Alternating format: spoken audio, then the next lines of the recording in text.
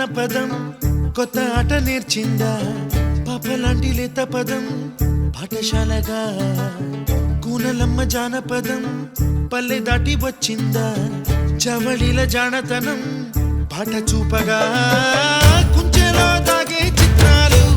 ఎదురొచ్చేలా అంతటా ఎన్నో వర్ణాలు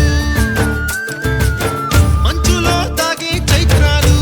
బదులిచ్చేలా ఇంతలా ఏవో రాగాలు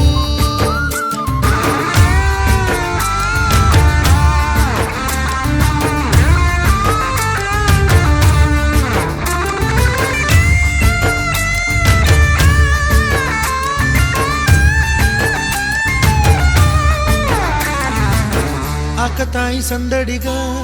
ఆగలేని తొందరగా